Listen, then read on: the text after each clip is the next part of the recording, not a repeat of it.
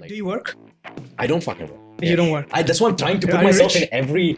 I don't. That's why I'm trying to put myself in people's Just let me shoes. know. Are you rich or? I'm not rich. Oh, you're not rich. I'm not rich. Trust me. I was going to Neither are my befriend you if parents. you're rich. Neither. Yeah. I like.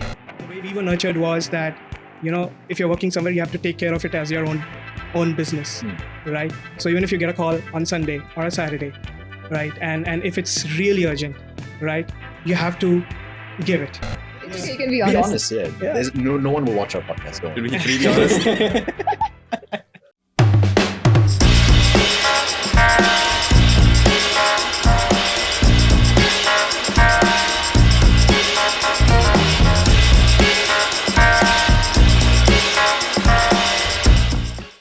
Yeah, welcome to the Karak Chat and the Diaries. This is Guhaesh. This is Gazala. I'm Zeyan. And I'm Vishal. Thank you, Horizontal, for hosting us.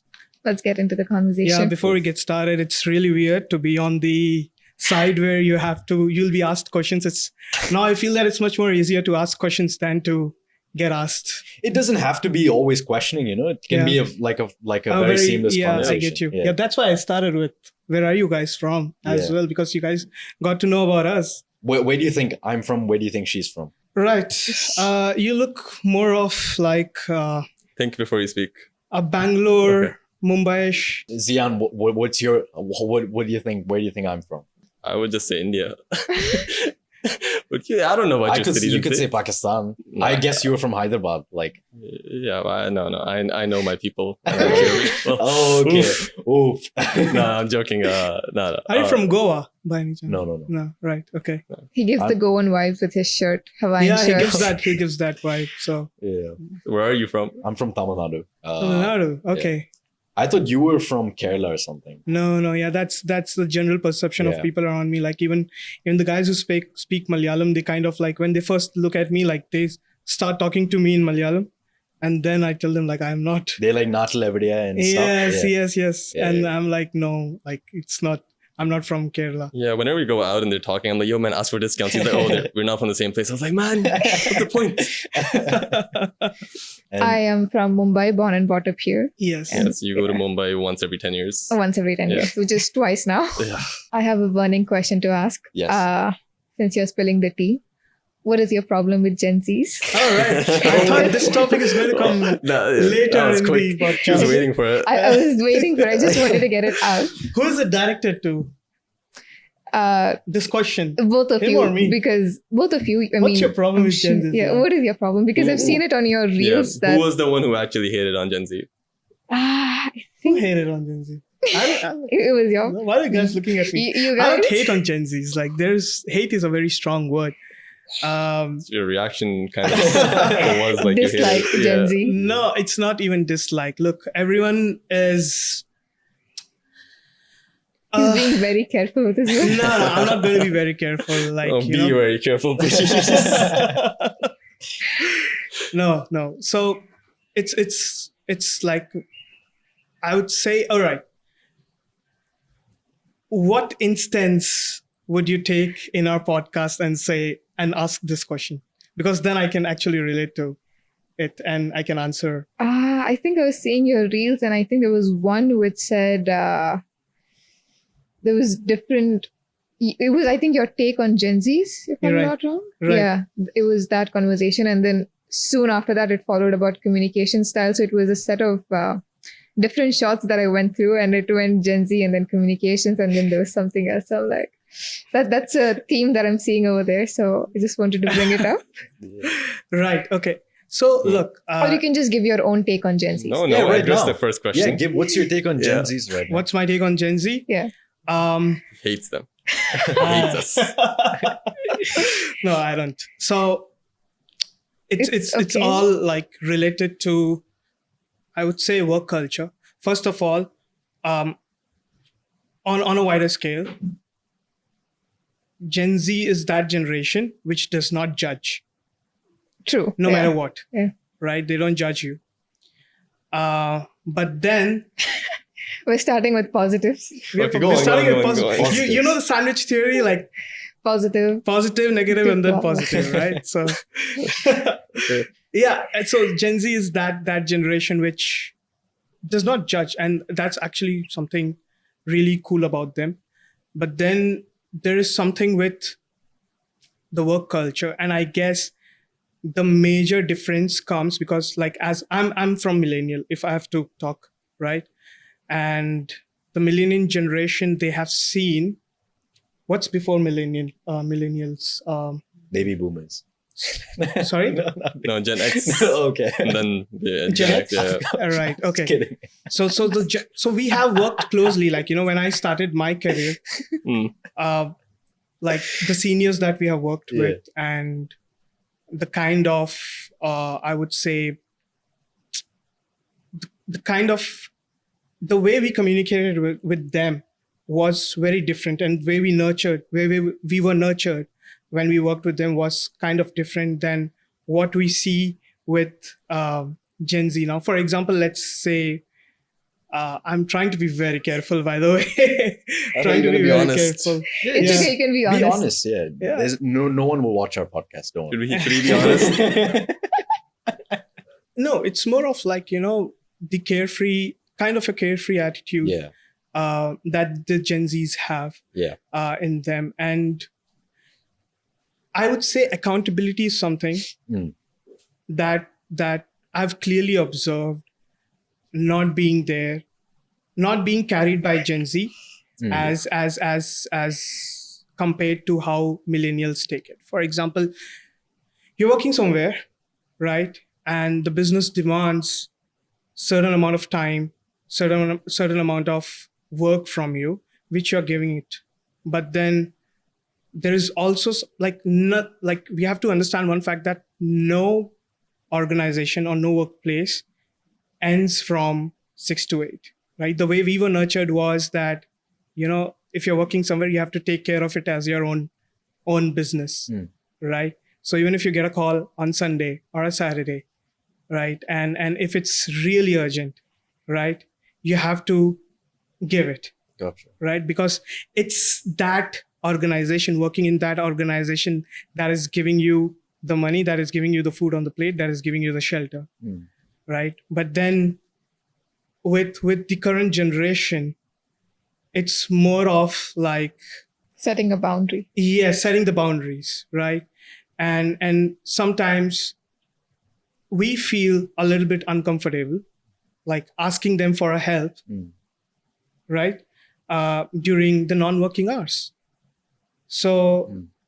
that's why I think that whole thing about Gen Z came in that reel or that podcast. But there's a give and take in everything, right? Right. Why don't we come to a mid ground? Every time you guys call us after work hours, you give us like 20 dirhams for every call. That will probably make more sense, because there's like we are technically working overtime. Technically, by book, we are working overtime. Doesn't matter how you guys are nurtured. I get it. Boundaries are different. Ethics are different. By book, by law, we are working overtime. So why don't we have a contract saying that every call you take, give us, 10, 20 dirhams out of the call, and for consulting out of like work hours, pay us a fee, and we'll work for you as consultants, and we could even work for you as freelancers.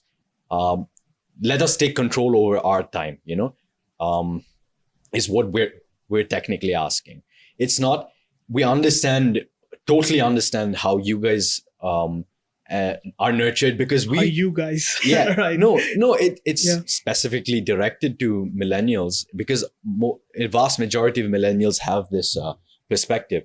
It's just not fair for one generation to just bring all the same set of rules and expect the next generation to follow it, because like, this generation is pretty audacious the way they are. Like, they just don't give a fuck, right?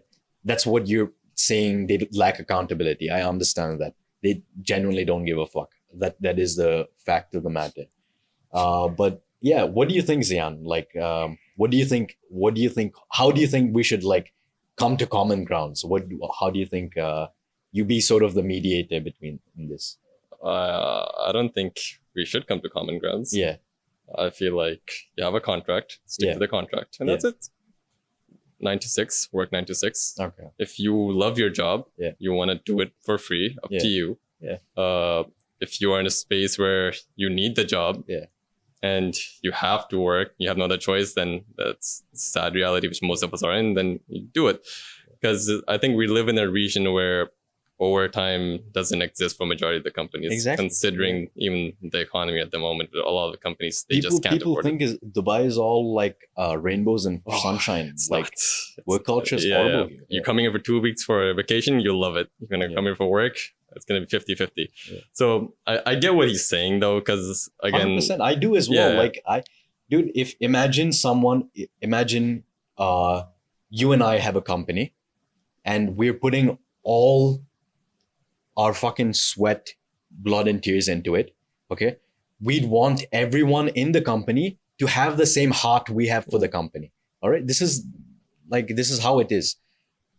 But there are certain things you can't expect out of another human being just because you are a certain way. That's just how it is. Completely agree with you. And the things that you said about, like, you know, getting paid for overhours, overworking hours and everything.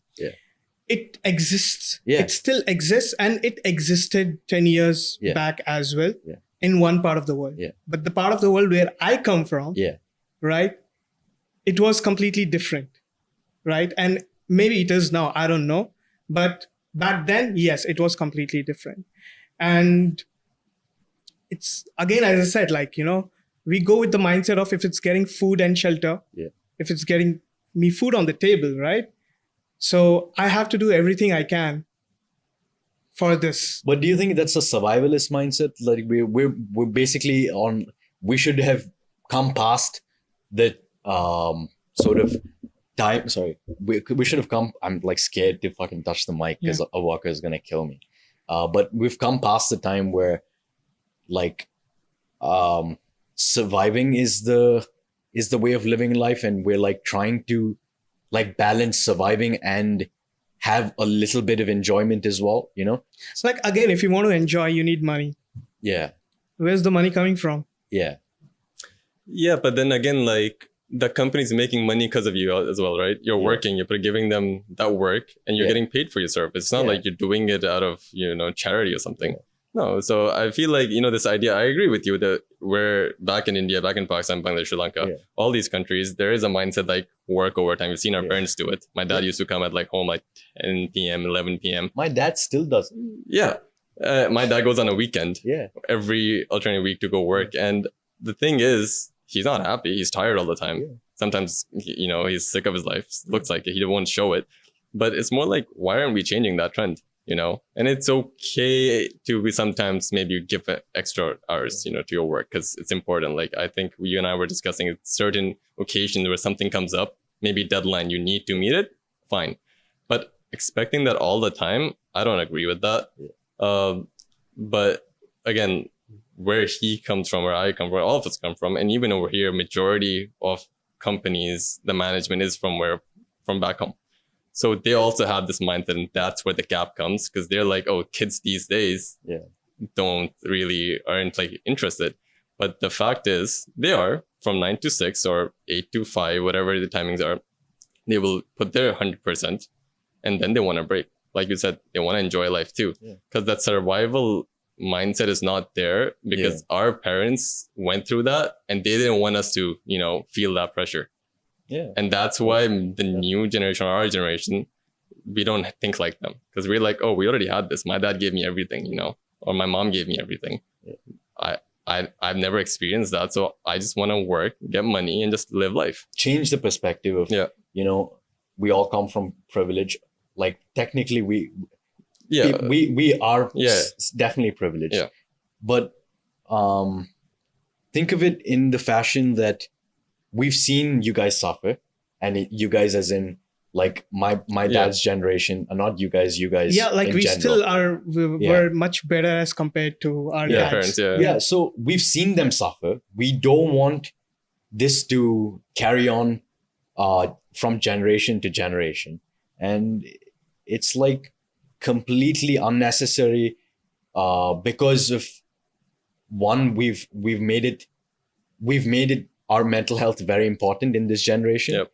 And that is also sort of bleeding into the fact that we're not going to let you guys take control of our time and make use of us. How would you like to? Let me put Yeah. it this way, because Because we've seen how fucked up I the completely generations get you. are. Okay, Like, so working overtime yeah, is bad. Yeah. You shouldn't be doing it. Yeah. Right? That's the major line. And nobody should be working overtime, right? And if you're working overtime, you should get paid extra for it, right? If you are doing it every day, that's bad for you, right? Now, one person comes up to the internet and says, man, like working overtime and everything, that company is so toxic or whatever, and we shouldn't be working overtime. It should be a work-life balance. It's right? But then what happens? Another person looks at that content, and maybe in that whole year, he must have been asked once to work overtime, right? And is going to take it in a very toxic way. That why are they even asking me to work overtime? It's this kind of concept that's basically out there, which is ruining the work culture, right? That's what I'm trying to say. Working overtime is not bad. Is bad for sure. But once in a while, it's not bad. And something like this, when things are getting generalized, it's kind of ruining the culture. He's just face palming, just letting you know. He's like, I know. He's but just. do you think we're taking? You guys asked me to be honest, so. yeah, No, please be honest. But do you think we're taking this work culture aspect like a set of, law, like a constitution, where like, do you think we're like trying to write this on cement, and like, don't you think that's where you guys are coming from? We're just trying to shift a little bit of the work culture, and we're trying to create space for a new era of right. How work is perceived. I get your question. All right. So everything comes up about if the other person is thinking that if you're giving your 100% on it, right? If you're giving your 100% from 6 to 8, then nobody is going to ask you, 8 to 6. Once in a while, yes, you might be asked to work beyond 8. But if that 8 to 6 is where you're giving your 100%, then nobody is going to question you. But generally, that 8 to 6 is never 100%. There is like a huge spectrum of things. Like for you, it is 8 to 6. Yeah. For him, it might be 9 to 5. 9 to 6. Yeah. Yeah. I see, again, like I could counter that to you by saying you and I work together. I almost gave my 90 to 100%, and yet I was asked to work overtime to a point where you used to come to me and be like, that's not right. Right. So for you, it is not right. Yeah, but then so saying that if you're working 100%, people appreciate you is also not the case, because it goes by the whole different management, different places. You as a manager, you as a person would appreciate your employees giving the 100%. And if you see they're not, you'll ask them maybe once in a while. But that's your scenario. Maybe someone else in a different branch would be like, no, I don't see it that way. So I think it's more about perspective. I think we are trying to just look at it from a keyhole.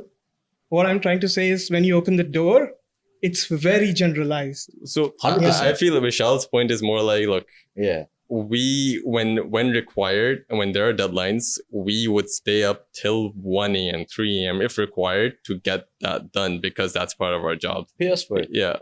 So, but his point is you're already getting paid. So if you weren't able to meet that deadline from that working hour, that's on you, because you should have come up with a plan to finish it. So now if you failed to meet that whole, month plan to finish it, then you need to somehow, get that sorted. But if you can't, then what do you do? Because you missed the deadline. Okay, the project's not completed. Then what? Who's accountable for it? It's going to be your manager, not the people working under him. He's like, so the paying part doesn't make sense. He's like, when you've given a time frame, you have 3 months to complete the plan. Why isn't it done? Because some person did not want to work overtime. No, it's not about overtime. One second. Or 8 to 6. Do you think not completing the deadline has anything to do with, are these mutually exclusive? No. And giving 100%, is that like mutually exclusive? I don't understand. Someone could give 100%. Yeah. Like, I'll put myself in my own shoes 10 years ago. I gave my 100%. Yeah. Okay. I was studying. I got 95, 96. Yeah. My parents would be like, where is the 100? Yeah. Kya hua? Deadline 100 hai. Yeah. So where the fuck is the rest of the 4 marks? That's what you guys are asking. You pay me, I'll get that. No. I'll do 110%. No, okay, I'll give you let's 4 put you marks. in that situation. Is that fine? No. Let's put you in that situation, Okay. right? Tomorrow you are a director of marketing Yeah. for a company, right? Yeah. And you have a team of like 10 to 12 people working with you. Yeah. And you are reporting to the vice president of marketing. Yeah. Right. And tomorrow you have to give a report to the vice president. Yeah. And present it in front of him. Yeah. Right. Of course, you're a director of marketing, so you don't have your you're not familiar with everything on the deeper side of it, or deeper side of the work. And that's where your team comes, right? So your team has to help you. Yeah. And this work is going to take maybe more than 12 hours. But the presentation is tomorrow for that report. Now, if your team member comes to you and says that my deadline or my working hours are only from 9 to 5 and I'm not going to work beyond 5, right? How are you going to feel about it? You know it's going to take whatever 12 hours. Okay. You know the work time. Yeah. So don't you think No, it's we don't know. Like, I'm just saying it's going to take 12 hours. Yeah. Like, you don't, like, anything that you work on a report, you don't know how much time is it going to take. It can be anything, like, you know, the tools from where you're getting the report have stopped working, right? And it's going to take some time to get report from that tool, internet problem, whatever it is. Yeah, right? but shouldn't you give yourself a realistic deadline? You know, you can't just say, I'll get it done in one day. You're supposed to give, like, when your VP is asking you, get it to me in one day, you're supposed to stand up and say, no, this is a report that takes at least 3 days. All right. Tomorrow you have a flight at 8 a.m. in the morning and you don't have the time to pack your bags, right? But to be realistic, would you ask the flight to change their time to 10 a.m.? It's the same thing. Reports don't stop. Work doesn't stop. If work stops, money stops. If money stops, the food on your table stops. That's what I'm trying to relate to. Yeah, I think the clash here is that the change needs to happen from the top, not from the bottom. Because like you said, set realistic deadlines. Yeah. But then from the top would be like, money doesn't work that way because money coming in needs to be quickly because it's time value of money. And, you know, like you need to set certain expectations, meet those deadlines quickly. You don't do it, someone else goes ahead. So I think that is the main issue. And blaming a certain generation, I don't think it's like the right way, because again, either you plan it in such a way or hire enough people to get that work done. I think when it comes to our generation, because I had an intern working under me and he gave his 100%. Like you said, you know what? I gave him 100%, got 96. Where's the 4 marks? He gave his 100%. There were deadlines set. I thought he's going to do it. Not once he came to me and saying, oh, I'm having issue with this, so I don't understand this. 2 hours before deadline, he'll be like, hey, by the way, I couldn't do this because I didn't understand. And I was like, you had enough time to come and tell me, right? Exactly. So the point, even Vishal, you can't generalize a whole generation. Exactly. Yeah. Saying, right? So even so, certain Vishal's experiences happens where no one comes and tells him like, hey, this is the issue. Yeah. They would just be like, oh, I'll deal with it tomorrow. Or if not till the very end, they'll be like, oh, by the way, I can't do it. And that's where he's like, okay, then put in the extra hour. Now you're telling me now we need to sort it out. See, so yeah. But we're also, you know, our generation is also fucking hypocrites. Like, see, listen, we're like, ask for help. But if we don't ask for help when we require it, also playing devil's advocate, do the people think, like the interns think they have to set, they have to maintain an image, maintain high expectations. You know? Yeah, true. Because there is, when I was interning, it's a balancing act. Right? I was interning. I always, if I ask for help, my mind just think I'm not gonna be good enough. Right. But most of the times that's not the case, which I've seen. Like if you get scolded, that doesn't mean he thinks you're not good enough. Exactly. It's just how he is. You know, sometimes I had great managers who be like, "Oh, no worries." Sometimes I'd be like, "Man, you don't know this." But the one who scolds me teaches me much better than the one who was nicer to me. Because he'll be like, this is how you get things done. And he'll show me, I'll be like, okay, this is easier.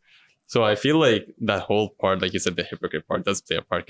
Or even the fact that, oh, what if my image is going to be tarnished? And I don't want that. Because again, you want the job too. So you're saying in work, tough love works? No, it just depends person to person. Person to Yeah, person. but I feel like just ask, just be honest. If you can't do anything, say it out loud. If Yeah. you hide it, it's worse in the future. But also coming back to work culture, how would you say your company work culture is? How do you say like your guys' company work culture is? Is like I've understood your guys', but I'd like to hear Gazala's like company work I'm going to culture be as well. safe, Yeah. and I will say No, we no, work. be honest. You have to be Be honest. honest. Yeah, we can come. Be honest. We can. Okay, If So you're not there- comfortable, there we see are we're having s- conversation with friends. Okay. Imagine it like that, and Yep. then we can Cool. cut out if you're not comfortable with it. So, I mean, for me, it's pretty much 9 to 5, except for certain months when October is when GITEX takes Mhm. place. So over there, we have to work till 12 because we have clients who are in US. And when we go to sleep is when they wake up. So we have to find a time when, let's say GITEX is tomorrow and they're replying to us like the day before, but we have to stay up till 12 just so that we have that information to present tomorrow. So, but for me, I've been lucky because my company has been such that they already prepare you for that. Just the month before, they'll be like, next month is going to be tough. So whatever it is, just get it done this month. And next month, you're just going to be focusing on this and this. And it's going to be tough. So be prepared for that. And then November and December, we again take it easy. For me, I would say that the manager does take the onus of setting the right boundaries, and they do step in when they think it's, the client is being unrealistic. And sometimes we have lost clients because our managers have been like, that's not how you do things.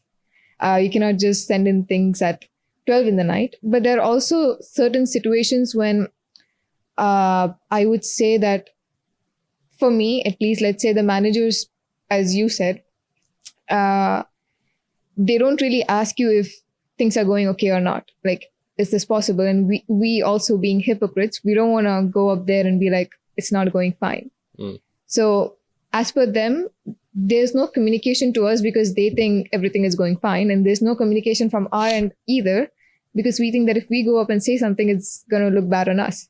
So I think that no communication from either end does backfire a lot towards, when the result or the report is due, because you would be like, where is it? And we'd be like, oh, we didn't tell you before, but it wasn't done. Communication is not an issue, and I would say, like, coming back to the culture of the company, like I've worked now, I like professionally, it's been 8 years of experience now. And what I've learned is, like, yes, when I was young, I used to point out about company's culture and everything.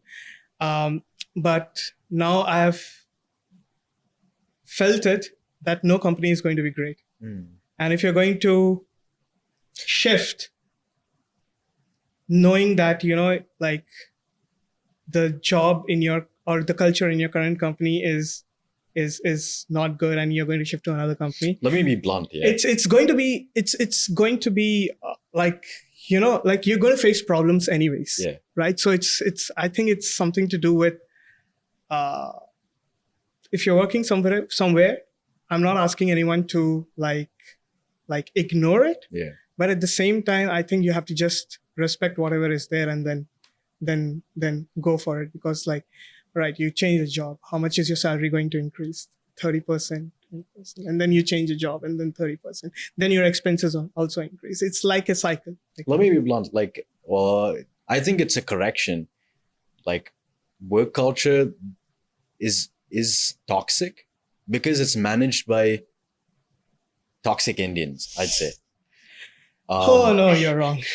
Elsewhere, like, I get it. Japan has a different culture. Japan is even worse. Singapore is insane. Like, Asians have a very, not Indians specifically, Asians have a very toxic way of dealing with work. Right. In general, I've understood this, right? And I've worked maybe, this is very, I'm just trying to put myself in everyone's shoes, but I've worked in a company for maybe 2 to 4 months, and it was owned by like British people. And this company, people would enjoy coming to work overtime because they'd get paid for it. And these are these are blue collar workers, carpenters. They would enjoy coming to work on Saturdays. They would enjoy coming work because they'd get paid more. Okay. You set and they get paid high salaries. And I know business is not tough. I get it. I understand. But it like Zeyan said, it should be changed from the top to the bottom, not from the bottom to the top. You can't expect the people at the bottom to change their ideologies and how they, and these people who I'm telling you that enjoy to work overtime, they're not my generation. These people enjoy the benefits that our generation expects, but from a different company culture, right? Like Asian company culture is horrible. I'm telling you, it's not. We should bloody improve our company culture. If we're taking all this, if you're talking to for example, a guy who's like Australian, his work shift is from 9 to 5. He will be expected certain days to work overtime. Khalas, that's we understood. Like, but managers have to, sort of, like she said, they have to communicate. This is the part of the time, you'll be working a lot, and just, very Set that apologetic about expectation. it. But also us as, like, it doesn't have to be just Gen Z. Any worker, like any employee should like also understand that we are working for the company. All right. Like, Do you work? I don't fucking work. You don't work. That's why I'm trying to put Are you myself rich? in every. I don't. That's why I'm trying to put myself in people's Just let me shoes. know. Are you rich or? I'm not rich. You're not rich. I'm not okay. rich. Trust me. I was going to Neither are my befriend you if parents. you're rich. Neither. Yeah. I like. Trust me. If my parents were rich, I'd be like my dad is rich, Right. but I'm not rich. Right. But I'd be like that kind of. I'm not rich. Yeah. Right. Okay. Then I yeah. think. Do you work? Yeah. Right. Okay. Is your workplace fun? Yeah. Right. Is it Yeah. fun? Has there been like how many jobs have you changed till now? I've not. No. You have not. I did an internship before and then I moved. Your to, internship workplace was fun.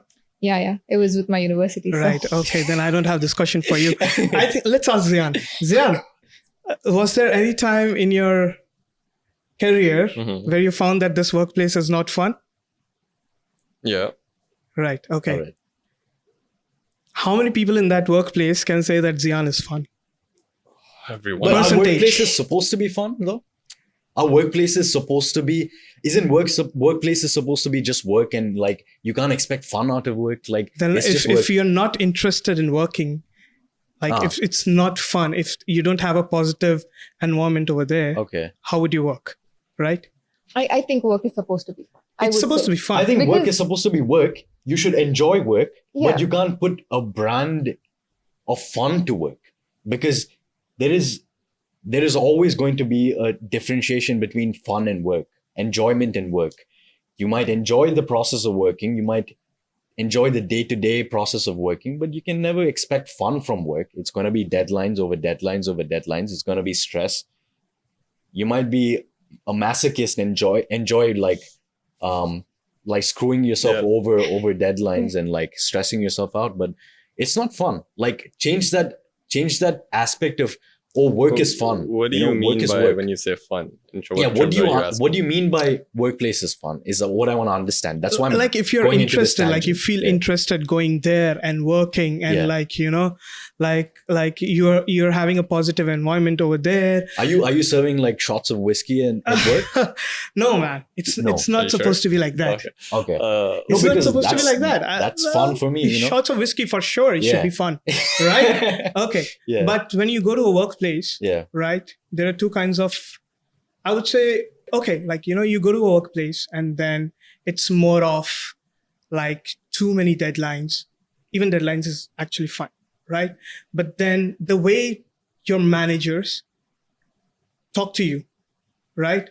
Or the way your managers are not flexible, or your colleagues are not flexible and are not interested in listening to your opinions, right? That's not fun, all right? So fun for me can be different. Fun for you can be shots of whiskey. Fun for her can be something else.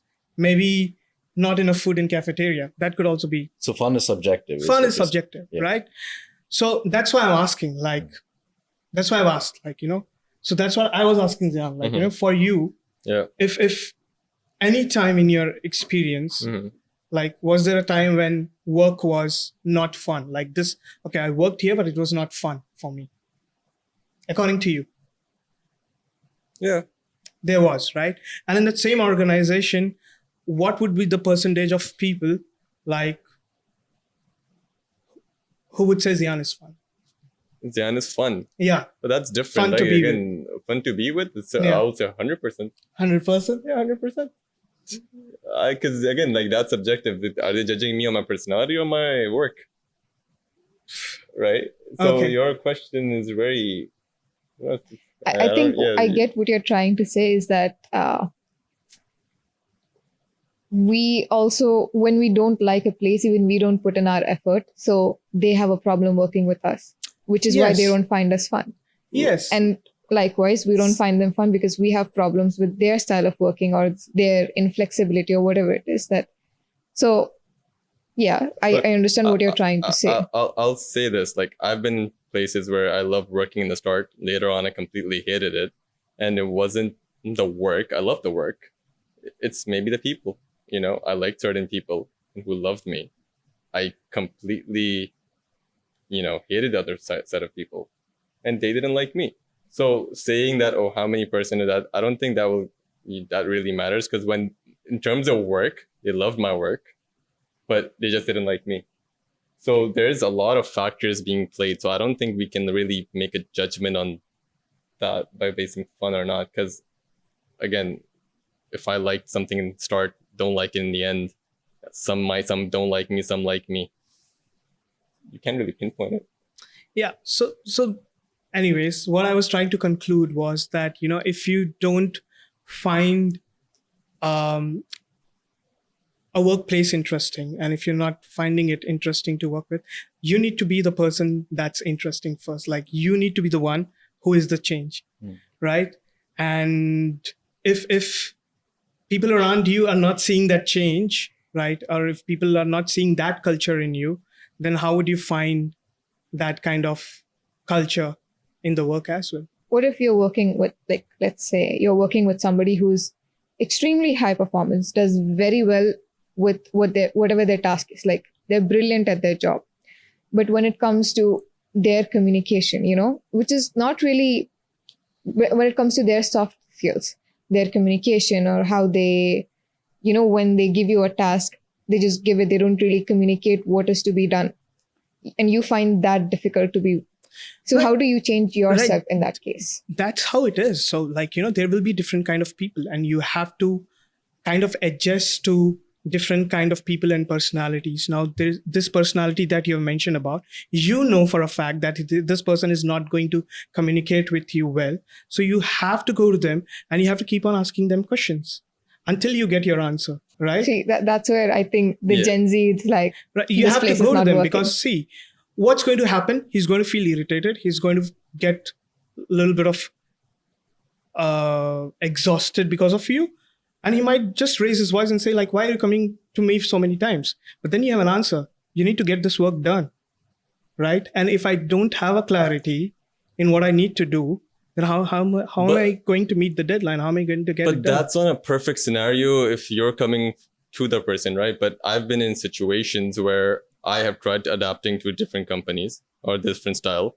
But if my boss or my CEO doesn't want to understand or change himself as well, he's not doing that. Like one of the companies which I worked at, which had to go, which doesn't exist anymore in the Middle East. I loved working there. I loved my team, enjoyed it. It was probably one of the best places I worked. But the CEO was garbage in making decisions in managing people. He didn't like any one of us, but we were giving him the performance. But he made bad decisions. Company went bankrupt. And then that thing changes because CEO is at 60, 70 years old. He's not Gen Z. Why isn't he taking the step to like make sure that everything's going down? Well, he's not doing that. So is you saying that, I'll go and I keep asking questions and something will happen? No, it goes the other way as well. Because I've been in companies where managers have asked that, loved it, maybe still didn't work out. Okay, in this one where I worked before, I loved working there. Okay, work was completely different. That's when I changed my field. But the CEO was terrible. But my team, my manager, they were great. So I enjoyed it. But the CEO didn't like me. And then, to be fair, I didn't like him either. And it wasn't working out. But that company is the only place I didn't feel like leaving. I've been in places where I completely enjoy the work and I was like, you know what, I'm out. Because when you see, this is me personally, I'm not going to say that everyone should do it. If I don't enjoy working, I know I'm not going to give my 100%. It's not fair to my team or me to be there. I'd rather part ways, find something else, they find someone else. That's how I think. Because I'm like, why should I spend hours and weekends at a place where I'm not enjoying work, where no one's liking my input because they feel I'm too new in the company, or they don't want to change their mindset. So it doesn't make sense for me to like keep adapting to them. Because again, mental health for me does matter now, because I'm like, I need a break at times too. Like if I want to spend time with my family, I don't want to get calls at 8 p.m., 9 p.m. Hey, submit this. Unless it's really, really urgent and you saw that coming, I'm like, okay, this might happen because someone else delayed that submitting part's my job. Fine, I'll do it. But out of the blue, no. Like you need to give me a break as well, because if I'm tired all the time, you're not going to get my 100%. That's how I think. So again, you can't like label or generalize everything. It's person to person, different perspective, different companies, different mindsets. That's how I think. So Different personalities. So the common consensus is like an employee, an employer they have a relationship, right? There's a relationship between an employee and employer. Yeah. There should be communication. There will be communication breakdowns. But you know, it's a two-way street at the end of it. And the end of the day, that's what you're trying to say, right? I'll tell you the solution. Yeah. And the solution is, which I feel like this region is absolutely dog shit, is the HR department, which thinks their job is just to hire people and drink coffee and, create laptops and, watch movies on it. Yeah. They need to set up proper communication between teams. They need to analyze how the team is performing, how the individuals are performing, how to fix that. Yeah. Instead of like getting rid of someone or hiring someone, fix your internal team first. Because I feel like over here, they just feel like, hey, let's just hire someone and our job is done. No, your job is to manage people. Because maybe he's the manager and I'm working under him. His job is not to like fix my personality or make me adapt, maybe a certain extent. But their job is to find a way or find a procedure, set of policies where I follow that, the management follows that, and they find a common ground. Because he shouldn't be putting his head around, how do I get this person to work? And I shouldn't be getting my head around, how do I get this done without pissing him off or not meeting the deadlines? You have a department for it. They need to do their job. But I feel like over here, especially over here, no one does that in that department. It's very simple. Put the job post online. I get certain candidates. I give it to the manager, do the interview. That's it. My job is done. So I feel like that department really needs a whole change. I think we found a middle ground. Exactly. You're welcome, everyone. Are you all on the same page on that? No, I'm not. Oh my God. It was obvious, man. Yeah, You didn't have to ask that question. I knew. But okay, you stop it there. Yeah, but let's stop it. That's why I didn't speak anything. That's why I didn't say anything. Coming next on the Diaries podcast. The only post I do is sometimes I just post something about our podcast, or maybe just now the Palestinian issue. I'll just be very open about it, whether it's LinkedIn or Instagram, just talk about it, because I feel like certain topics you should, when it really matters, but they're getting influenced, not really, because I just feel like it's just useless. Everyone's trying to be something they're not, or trying to impress other people. It ends with us. It begins with us. I'm not answering that question. Oh, that's a yes. That's a yes. I figured. Yeah. Why do you not like nonfiction? You don't like real people? Yeah, I mean, I read them in reality. Fair enough. I find nonfiction a little boring, and I'm like, See, I don't want to get into reality at all. It ends with us. What's her name? So we will have to hear about. Take 3. End this conversation. Take 3.